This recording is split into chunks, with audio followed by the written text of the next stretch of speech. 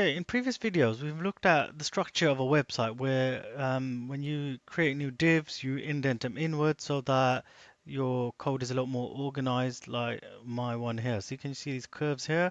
So wherever I've created these curves is where I've indented text. So if I can indent that as well, I'll indent it here.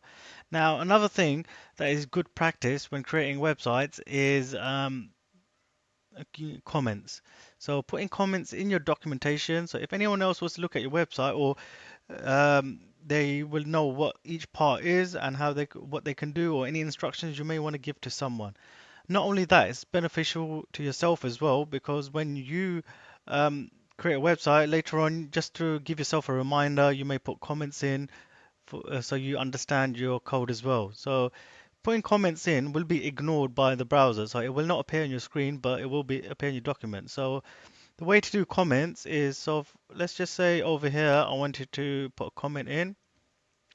Okay, the way I would put a comment in is uh, the greater than the less than sign, which is the open tag as we've known, exclamation mark followed by two dashes or hyphens. Notice now your text, or the text has now gone green. It may go white or any other colors, but mine's changed to green because that's what it looks like on my software. For you, it may turn to gray or light gray. Okay, so that now automatically anything in green will not be displayed. So if I save this and now view my website, notice how all it shows is the background. The reason why that is because the rest of the documentation is commented out, meaning the browser is not going to read that because it's in green. So what we need to do is write a comment. Once we've written our comment, so let me just write comment here. Uh, I close that tag off by doing dash dash again, and the opposite close that tag off. So greater than sign or open the tag followed by exclamation mark hyphen hyphen. Put your comment in between that and then close it off. Now if I press save, now if I refresh that, all my content now reappears again. Okay, so writing comments is a very key aspect of when writing HTML script. So here I can write a comment. So let me just write a comment in there. Hyphen hyphen. This is where my Java scripts are. Okay, so that's a comment I may write. Um, Over here I may write, let's just see where is the container for gallery. Okay, so this is the gallery section as I know. So here just above the gallery div I'll write here, this is where the gallery starts. Okay, and wherever the gallery finishes would be over here.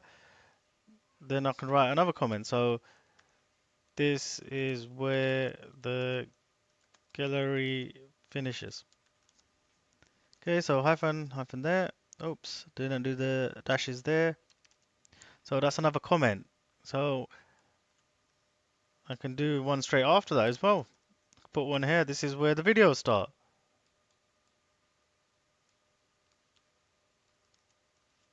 Okay, so comments are very useful tool or useful thing to put in your HTML script to make it easier. You could do the same thing with your styles. So in my style sheet, I can do the same. However, in the style sheet, it's different. It's forward slash followed by a star, then write your comment, and then do the same thing again. So star forward slash. Okay, so that's how you would write a comment in the style sheet. So here I can write, this is my navigation section, I can write a comment here.